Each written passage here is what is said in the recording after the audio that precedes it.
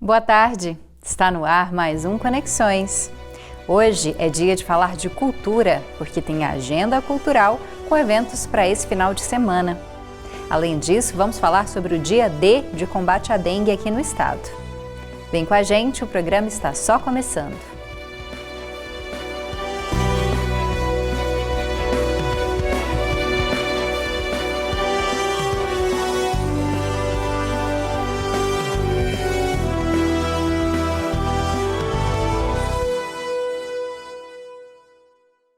Seja bem-vinda e bem-vindo você que nos assiste pela TV UFG ou pelo canal da TV no YouTube. O nosso programa tenta ser mais acessível e por isso nós temos interpretação para Libras, que é feita aqui no estúdio. Hoje, quem está aqui é o Diogo Marques. Ele é integrante do Labitave, o Laboratório de Tradução Audiovisual Acessível. Uma outra coisa que nós também fazemos em nome da acessibilidade são as descrições físicas das pessoas que participam do nosso programa no estúdio. Sempre começo pela minha, então vamos lá. Me chamo Camila Maia, sou uma mulher cis, de pele clara, tenho cabelos escuros de tamanho médio, olhos também escuros, estou de pé no estúdio da TV UFG e atrás de mim está o cenário do Conexões, em tons de vermelho, cinza e azul claro. No centro, há uma televisão com a logo do programa. E do outro lado dessa tela, à minha esquerda e também de pé, está o Diogo Marques. Ele se descreve como um homem de pele parda, com cabelos e olhos castanhos e usa barba. Boa tarde, Diogo. Obrigada pela presença. Seja bem-vindo mais uma vez. Bom, e para a gente começar o programa de hoje, vamos para o nosso giro de notícias nacionais. O Ministério da Saúde publicou uma nota técnica que derruba uma orientação que havia sido colocada pelo governo de Jair Bolsonaro em 2022. Ela fixava um prazo para a realização do aborto legal. Com isso, volta a valer o que está no Código Penal, em vigor desde a década de 40. Ele não estabelece qualquer limite de tempo para a realização do aborto nas condições previstas em lei. Pela legislação em vigor, ele é liberado quando a gravidez colocar em risco a vida da gestante ou for resultado de estupro. Além disso, há uma decisão do Supremo Tribunal Federal que permite a realização do aborto em caso de anencefalia fetal, ou seja, quando há essa má formação do cérebro do feto. E, para esse caso, também não há prazo máximo estabelecido para a realização do procedimento. O Ministério da Saúde afirma ainda que cabe aos serviços de saúde o dever de garantir o direito de forma segura, íntegra e digna, oferecendo cuidado às pessoas que buscam o acesso a esses serviços. E agora a gente começa a falar de saúde. Todos os anos, quase 29 milhões de brasileiros correm o risco de sofrer alguma das doenças tropicais negligenciadas, que ainda assolam o país. Isso representa 14% da população total. Essa estimativa praticamente dobrou no período entre 2016 e 2020. Os dados são de um boletim epidemiológico que foi publicado pelo Ministério da Saúde no final do mês de janeiro. Entre as condições que aparecem na lista de doenças negligenciadas, algumas têm diagnóstico e tratamento disponíveis há anos na rede pública, como é o caso da hanseníase, que você vê aí na foto, e uma doença chamada tracoma. Outras doenças estão diretamente relacionadas às condições precárias de moradia ou à falta de saneamento básico e acesso à água potável, como são os casos de esquistossomose e uma doença chamada filariose linfática. Como mostra o censo de 2022, 24% da população brasileira ainda vive em casas sem descarte adequado do esgoto. 9% não tem coleta de lixo. E 6 milhões de pessoas não têm abastecimento de água adequado. E para fechar, mais uma informação sobre saúde. As secretarias de saúde municipais e estaduais de todo o Brasil vão realizar uma ação para combater a dengue e outras doenças transmitidas pelo mosquito Aedes aegypti. O dia D de mobilização nacional contra a dengue é amanhã. O tema dessa vez é 10 minutos contra a dengue. E o objetivo é reforçar as ações de prevenção e eliminação dos focos do mosquito. O aumento no número de casos nesse período do ano, nos primeiros meses, não era esperado, já que as tendências históricas apontam o pico das infecções entre março e abril. Vários motivos podem explicar essa situação diferente do esperado em 2024. Mas as alterações climáticas, em especial a época de chuvas e a mudança nos sorotipos que estão circulando, são alguns dos principais fatores para que tenha havido essa antecipação de casos de dengue. Bom, e aqui em Goiás, a estratégia adotada para o dia D de combate à dengue é a instalação de gabinetes de combate às arboviroses em diferentes municípios, em hospitais e em unidades de saúde, para monitorar, mobilizar e apoiar as ações dos municípios. Atualmente, são mais de 140 gabinetes de combate à dengue implantados em todo o estado.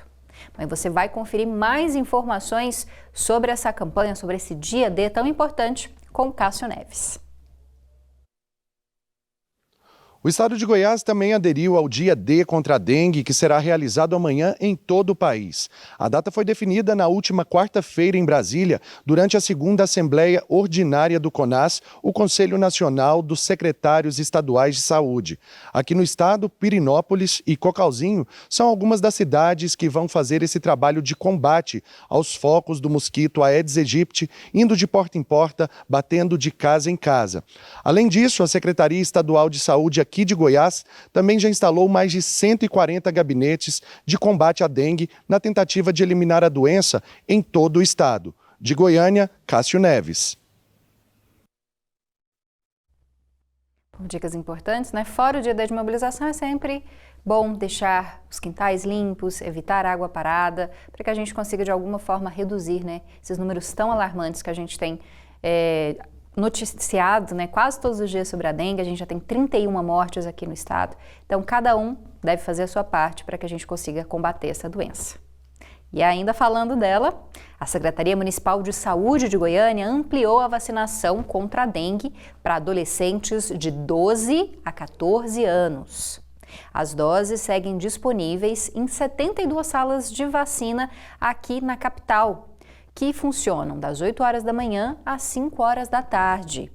Para se vacinar, é preciso levar um documento com foto do adolescente e do responsável e também a caderneta de vacinação. A Secretaria recebeu mais de 34 mil doses da Qdenga e aplicou até o final da manhã de ontem um total de só 6 mil doses. É importante, então, que pais, mães responsáveis se direcionem aos postos de vacinação, levem as crianças, de 11, 12, 13, 14 anos para que elas se vacinem. Agora a gente muda de assunto para falar sobre direitos trabalhistas. Isso porque o presidente Luiz Inácio Lula da Silva deve assinar na próxima segunda-feira um projeto de lei para estabelecer direitos a motoristas de aplicativos. Esse texto é fruto de uma negociação entre o Ministério do Trabalho e representantes dos apps aqui no Brasil. O acordo prevê que os trabalhadores tenham uma remuneração mínima e direito à previdência social. E as firmas devem pagar parte dessa contribuição previdenciária. Nessa primeira etapa, o acordo foi firmado apenas com empresas de transporte de passageiros e encomendas. Ainda não há consenso com as empresas que trabalham com entrega de comida e transporte por moto. Se o texto for aprovado pelo Congresso, os motoristas por aplicativo serão uma categoria autônoma, ou seja, sem vínculo com a CLT, que era uma das exigências da categoria. O governo até pensou em tornar esses trabalhadores seletistas, mas houve resistência das empresas. Eu expliquei um pouquinho a situação para você entender qual que é o problema que a gente vai discutir agora. A gente vai falar sobre os direitos trabalhistas desses motoristas de aplicativo, mas quem vai explicar melhor a situação é o advogado trabalhista que vai aparecer aqui na nossa tela e conversa com a gente de forma remota, o Marco André Carvalho. Olá, Marco, muito obrigada por estar aqui no Conexões novamente, seja sempre bem-vindo. Olá, Camila, obrigado. Muito bom estar bem-vindo aqui, estou muito feliz de poder participar. Bom, Marco, para a gente começar, queria que você fizesse uma descrição física para que o nosso público cego de baixa visão possa saber quem você é. Tudo bem. Eu sou um advogado trabalhista, eu estou de terno e gravata, meu terno é azul, minha gravata é verde, eu tenho pele negra, meu cabelo e barba são escuros também, meus olhos são escuros, atrás de mim, eu estou trabalhando remotamente, então atrás de mim tem alguns livros numa biblioteca e eu estou sentado à frente do computador, junto com alguns livros e o próprio computador que eu falo com vocês. Bom, Marco, para a gente explicar melhor a situação para os nossos espectadores, qual que é a avaliação que você faz desse projeto inicial que saiu depois dessas negociações, em que os motoristas de aplicativo vão passar a ter alguns direitos que eles não tinham, mas eles vão continuar autônomos, né? Eles não vão ter uma ligação direta com as empresas que prestam esses serviços, né? Com as quais eles estão de alguma maneira ligados. Qual que é a sua avaliação como advogado trabalhista? Então, esse projeto de lei que vem em regime de urgência, ele, na verdade, ele sepulta qualquer discussão que a gente tinha anteriormente, se existia ou não vínculo de emprego entre esses trabalhadores de aplicativo e as plataformas. Inclusive, o STF já tinha dado repercussão geral a esse tema na semana retrasada, então a gente estava próximo do resultado jurídico a essa questão.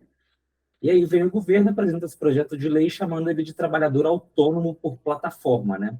Eu ainda não tive, nem ninguém, acesso ao próprio projeto em si, a gente só tem as notícias que foram divulgadas dele. Nesse trabalhador autônomo por plataforma, ele concede alguns direitos, mas é estranho, porque apesar do nome autônomo, autônomo é o dono do seu tempo, é o dono de si mesmo, é o chefe de si mesmo. Só que a gente vê a presença de salário mínimo, a gente vê limite de jornada. Então, é como se a gente estivesse falando que peixe-boi é peixe ou é boi? É o nome que a gente dá que faz aquilo ser aquilo. A natureza jurídica daquilo que é diferente, né? Mas para ver, a gente acabou sepultando essa discussão e, independente se o peixe-boi é um mamífero, a gente vai falar que ele é peixe-boi e acabou. Então, ele é trabalhador autônomo. Não tem mais essa discussão se realmente a gente está falando da possibilidade de vínculo trabalhista. Falando nessa possibilidade, até em ações na justiça, né, da categoria dos trabalhadores por aplicativo, seja de entrega, de transporte de pessoas, há diferentes interpretações no mundo, né? Há locais que já interpretaram que esses trabalhadores não são autônomos, outros locais que têm interpretação diferente. Ainda é uma categoria nova e que enfrenta problemas, né, para conseguir vários direitos que, por exemplo, aqui no Brasil a gente tem aí há décadas, né? Sim, sim. E é uma discussão muito gigantesca a respeito disso. Dentro do próprio Tribunal Superior do Trabalho, há várias turmas, né? Há turmas que entendem que existe, há turmas que não entendem que não existe. O Ministério Público do Trabalho, a grande parte, entende também que existe, os auditores fiscais do trabalho também. Há uma discussão dentro de sala de aula. Então, é uma coisa que realmente foi sepultada. O governo veio e falou, ó, não é e é trabalhador autônomo. Sendo trabalhador autônomo, ele apresentou algumas categorias de direito para eles, como limitação de 12 horas de trabalho, possibilidade de fiscalização pelos auditores fiscais de trabalho, direito à convenção coletiva, direito a salário mínimo hora, e a questão da proteção previdenciária, que também foi implementada com esse projeto de lei. Vamos para a gente finalizar, Marco, qual que é a importância desses trabalhadores conquistarem certos direitos e seria melhor se eles tivessem direito à CLT, né, fossem funcionários seletistas, com outras questões, né, como férias remuneradas, 13º, isso poderia auxiliar essa categoria que a gente sabe que muitas vezes é uma opção de vida para muitas pessoas que têm um carro, né, que têm uma carteira de habilitação ou uma moto e não encontram muitas vezes serviço em outros empregos, vão para esses aplicativos, mas que às vezes trabalham muito. Na época da pandemia a gente sabe como é que eles sofreram, né? Não tinham como trabalhar e também não tinha nenhuma seguridade. Explica pra gente qual que é o contexto. De fato, a gente tem verificado pelos últimos entendimentos, tanto políticos quanto jurisprudenciais, que a gente tem visto um esvaziamento, uma tentativa de esvaziamento da Justiça do Trabalho e um descredenciamento das ideias da CLT. E não foi diferente aqui. O que acontece é que, se você perguntar se realmente seria interessante ou não, é uma questão que foge. O que a gente teria que ter, no mínimo, nesse projeto de lei, o básico do básico, que eu não verifiquei até agora, seriam normas de proteção de seguro, normas de saúde e segurança, treinamento desses trabalhadores, quais são as responsabilidades da plataforma, equipamentos de proteção individual, banheiro, descanso. Um exemplo, 12 horas de trabalho diária, e essas 12 horas serão consideradas 12 horas quando ele está em corrida, não é nem quando o aplicativo dele está ligado. Já pensou, a gente sabe, não é que já pensou, isso existe, né? Trabalhadores que ficam 12 horas dirigindo, o trânsito está essa beleza. Então, a gente tem uma regulamentação que, ao meu ver, ela, ainda que não seja na CLT, que seria o ideal para esses trabalhadores, ao meu ver, ela ficou muito a desejar, principalmente essas questões de tempo de trabalho. Bom, tá certo. Marco André, muito obrigada pela sua presença, por falar aqui com a gente. Marco sempre falando sobre uberização do trabalho, direitos trabalhistas, discussões importantes aqui para a TV UFG. Muito obrigada e bom trabalho para você. Obrigado, bom trabalho. Até mais. Bom, agora a gente tem uma outra dica importante falando também de mercado de trabalho e capacitação. Estão abertas as inscrições para uma edição especial do curso Doçuras de Chocolate, produção de ovos de Páscoa. Essa formação é oferecida pelos colégios tecnológicos do estado de Goiás. A iniciativa pretende capacitar pessoas interessadas em gerar renda extra durante a temporada festiva. O curso é totalmente gratuito e são 30 vagas em diferentes cidades. Eu vou falar essas cidades, algumas já estão aparecendo aqui na tela, ó. Eu acredito que todas, na verdade. Goiânia, Cidade de Goiás, Cristalina, Goiatuba, Piranhas, Porangatu, Uruana e Ceres. Todas aqui embaixo. Se você morar em alguma ou perto de alguma delas e se interessar por esse curso, saiba que ele vai ser oferecido do dia 11 ao dia 22 de março e deve oferecer ensinamentos, sobre práticas na produção de ovos de Páscoa. Bom, o curso ainda tem um diferencial. Ele propõe acesso ao crédito social, que é quando o aluno pode pedir, pode integrar esse programa para ganhar até R$5.000 e comprar equipamentos e insumos para fazer os produtos e revender. Bom, interessados devem se inscrever até o dia 8 de março, semana que vem, então corre que está acabando, por esse site que está aparecendo aqui na tela, cotec.org.br, cotec.org.br. Boa sorte para você que vai participar. E agora uma oportunidade para quem trabalha com cinema. Estão abertas as inscrições para as mostras competitivas da 25ª edição do Festival Internacional de Cinema e Vídeo Ambiental, o FICA 2024. Os interessados podem se inscrever até o dia 8 também, semana que vem, por meio de uma ficha eletrônica. Essa ficha aparece no site, que vai aparecer aqui na sua tela, fica.go.gov.br, fica.go.gov.br. Você entra lá, acessa essa ficha para fazer a sua inscrição do seu filme. Bom, o produtor ou realizador que quiser fazer a inscrição deve escolher diferentes mostras, diferentes opções. Eu vou dizer para você quais são elas. A gente tem uma mostra chamada Mostra Internacional Washington Novaes, como está aparecendo aqui na tela. Também a Mostra do Cinema Goiano, para obras produzidas aqui no estado, e outras duas também bem específicas. A primeira é a Mostra Becos da Minha Terra, como está aparecendo aqui também na tela, e por último, na verdade essa Becos da Minha Terra para filmes vilaboenses. E por último, a Mostra de Cinema Indígena e de Povos Tradicionais, focada então nas obras produzidas por essas populações. Bom, para encerrar, a gente continua falando de cultura, porque o fim de semana está aí. Tem muita coisa que você pode aproveitar gratuitamente ou então com ingresso bem baratinho. Por isso a gente separou algumas sugestões para você na nossa agenda cultural de hoje.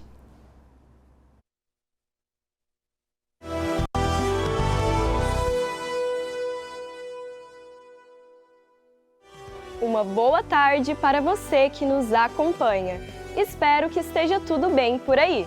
Março chegou e com ele uma agenda cultural cheia de programações imperdíveis. Eu me chamo Alexia Finazzi e sou uma mulher jovem, de pele clara e olhos castanhos, de cabelos longos e castanhos escuros. Estou aqui para te apresentar algumas opções para curtir o final de semana. Vamos lá? A Orquestra Sinfônica Jovem de Goiás está de volta e começa a temporada de 2024 hoje, com um concerto gratuito. A apresentação será às 8 horas da noite, no Teatro Escola Basileu França, uma oportunidade única para apreciar a maestria de músicos convidados renomados. A entrada é franca, sem necessidade de retirada de ingressos antecipadamente. E para a criançada, uma aventura mágica. Também hoje, a Companhia de Teatro Sem Nome apresenta o espetáculo Quero Ser Palhaço, que conta a história de dois amigos que sonham em se tornar palhaços de circo. O espetáculo começa às 8 horas da noite no Teatro do Centro Cultural UFG. Uma peça que promete divertir toda a família e que conta com recursos de acessibilidade. A entrada é gratuita. E para os apreciadores de arte, uma exposição imperdível. O 27º Salão Anapolino de Arte chega a Goiânia com obras contemporâneas. A exposição começa hoje, com um coquetel de abertura às 7 horas da noite, no Centro Cultural UFG, uma oportunidade para o público conhecer e conversar com os artistas participantes. A entrada é gratuita e a exposição fica em cartaz até o dia 5 de abril. A visitação pode ser feita de terça a sexta, das 9 horas da manhã ao meio-dia e das 2 às 5 horas da tarde. E para fechar nossa agenda, uma apresentação cheia de humor. Depois de passar por 8 municípios de Goiás, o espetáculo solo Malagueta na Labuta chega em Aparecida de Goiânia. Na apresentação, a artista Fernanda Pimenta combina palhaçaria com o universo feminino e garante boas risadas. Ela será realizada nesse sábado, às 5 horas da tarde, no Teatro de Bolso Cidade Livre. A entrada é gratuita, sem necessidade de retirada de ingressos. E assim encerramos nossa agenda cultural acessível para este final de semana. Não percam esses eventos incríveis e aproveitem ao máximo a diversidade cultural que nossa cidade tem a oferecer. Até a próxima! A gente agradece a Alexa, que participou pela primeira vez aqui com a gente. Ela é estudante que faz parte do projeto Intercomunicação, que é desenvolvido com diferentes faculdades da UFG, que garante a produção de conteúdos como esse, conteúdos acessíveis também em Libras, já que a gente tem estudantes do curso de Letras Libras. Então, a Alexia, pela primeira vez aqui, você deve ver o rostinho dela outras vezes. E se você também quiser participar do Conexões, mesmo não fazendo parte da UFG, não sendo aluno, a gente está aqui esperando o seu contato. Você pode mandar sua mensagem com sugestões, críticas, elogios por esse número aqui da tela, ó. 629-9181-1406, 629-9181-1406. Também sugiro que você acompanhe as nossas redes sociais. A gente tem Instagram, Facebook, YouTube, TikTok. Você pode conferir todas as nossas novidades, acompanhar os nossos conteúdos e, claro, conversar com a gente, mandando as suas sugestões para que a gente faça um conteúdo cada vez melhor. Eu e o Diogo agradecemos a sua companhia nessa sexta-feira. Muito obrigada por estar aqui com a gente. Te convidamos a assistir o Conexões de segunda a sexta, sempre ao 12:30, aqui na TV UFG, com informações relevantes, de forma rápida e acessível para a comunidade surda. Então, até segunda, bom final de semana. Tchau, tchau!